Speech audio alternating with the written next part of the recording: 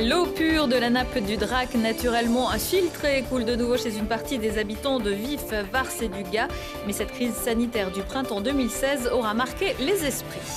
Le patrimoine isérois est riche, l'occasion de le découvrir pendant les journées européennes du patrimoine. Sélectionné pour le loto du patrimoine, le château de Bon Repos à Jarry se cherche un toit. Et puis, ça fait aussi partie du patrimoine de notre département. La foire de Beaucroissant fête ses 799 ans ce week-end. 800 000 visiteurs sont attendus. Ce matin, c'était l'incontournable foire aux bestiaux. Bonsoir à tous, ravi de vous retrouver dans ce JT du vendredi 14 septembre 2018.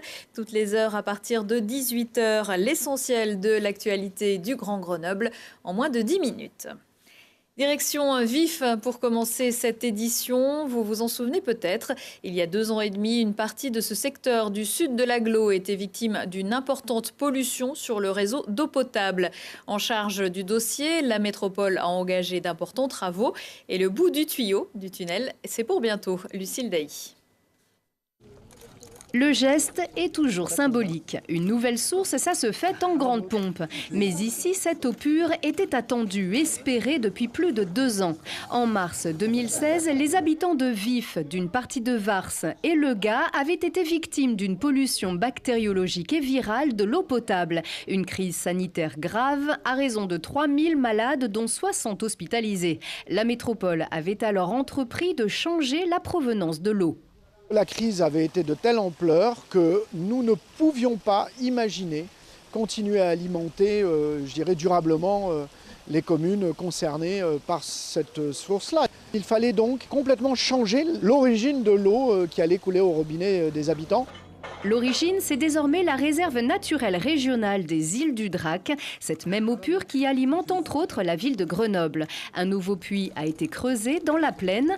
L'eau captée à 50 mètres de profondeur doit ensuite remonter vers les réservoirs à l'aide de pompes. Et rien ne peut échapper à la surveillance. Toutes les informations sont précises et sous contrôle en temps réel. Le paramètre de turbidité est suivi en continu. Le pH de l'eau aussi qui est indiqué ici. La température de l'eau, qui est aussi un paramètre important. Donc tous ces paramètres sont suivis en continu, sont sous alarme et nous permettent d'avoir l'information tout de suite sur l'adduction à la naissance même de la prise d'eau. Malgré tout, les habitants restent dubitatifs. L'eau, c'est le sujet qui fâche. Trouble, chloré, inconsommable, dit-on ici, où chacun ne boit que de l'eau en bouteille. L'épisode de pollution les a marqués à vif.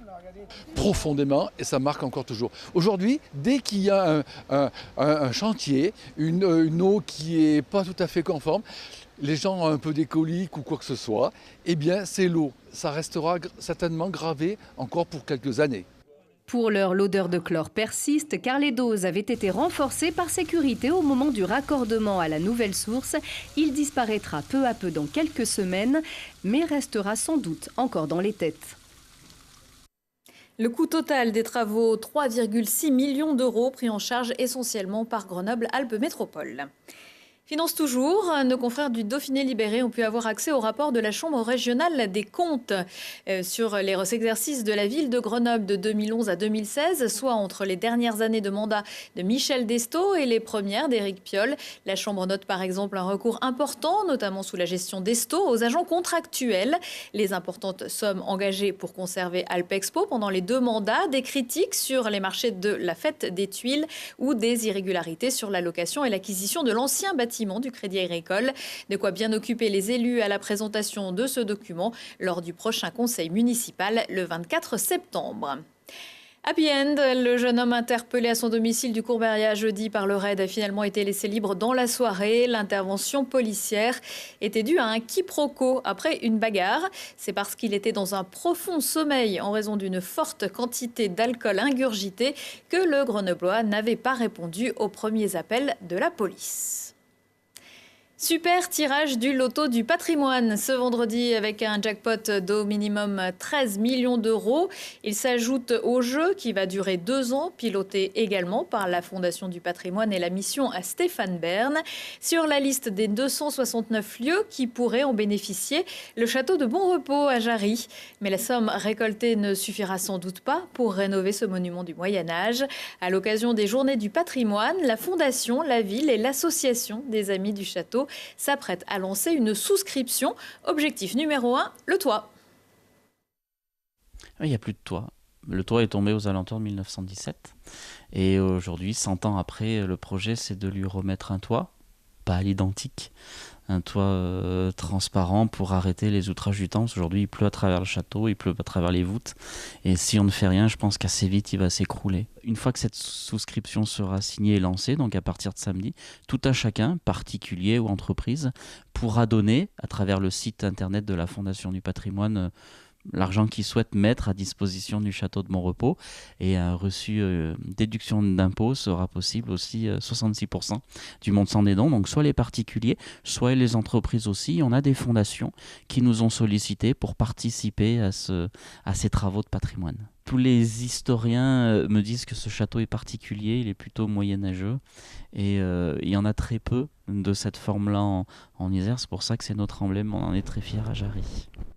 Sur les 750 000 € nécessaires à ce nouveau toit, la commune de Jarry espère recueillir 150 000 € par le biais de cette souscription.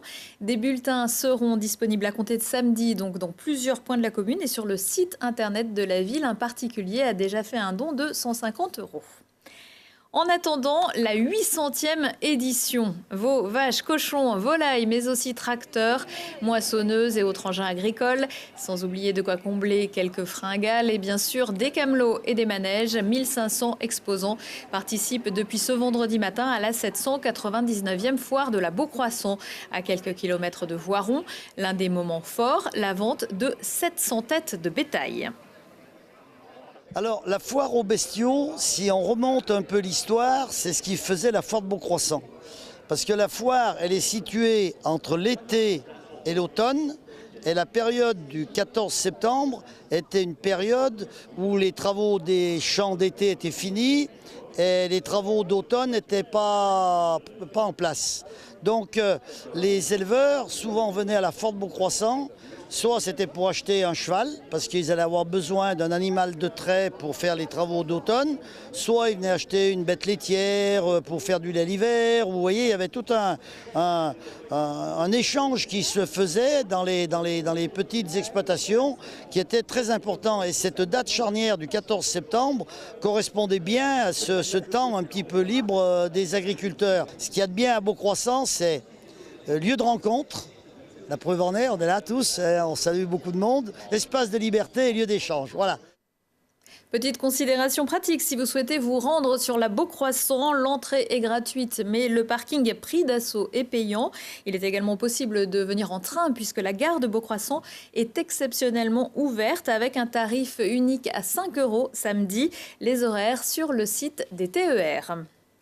Championne du monde, Laura Tarantola a décroché l'or du skiff poids léger ce vendredi midi aux mondiaux de Plovdiv en Bulgarie au terme d'une course pleine de suspense. La grenobloise devance in extremis l'italienne Clara Guerra de 17 centièmes. À 24 ans, Laura Tarantola remporte la première médaille de sa carrière à ce niveau.